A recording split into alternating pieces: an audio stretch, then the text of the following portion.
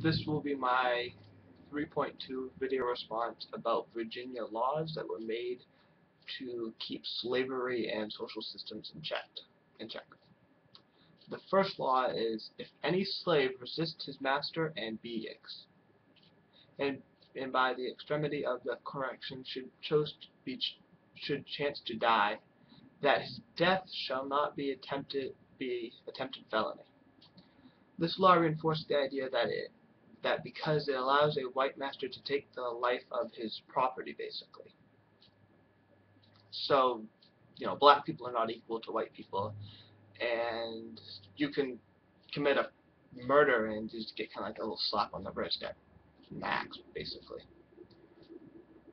The next one I chose, it shall not be lawful for any Negro or other slave to carry or arm himself with a club, staff, gun, sword, or any other weapon for defense of offense, not to go to depart from his master's ground without a certificate from his master.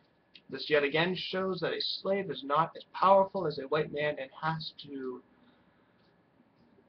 far fewer rights. He cannot defend themselves or arm themselves to break the binds that hold them to slavery. And they cannot leave the land until they have a permission slip from the master, basically. It's kind of like school. But, just saying.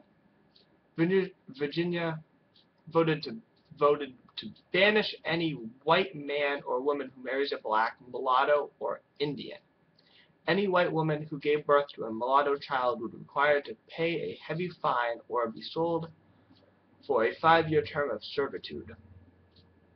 And this made it so mixing of races could not happen, or was, prevented as much as they could, and would allow the white man to stay in power and the black slaves would stay under control. All these laws were basically to keep social status and classes, there, so that they could not be overthrown and slavery would stay in check and everything would be great for the white people, but not so much for the slaves and the Indians and anybody that was not white.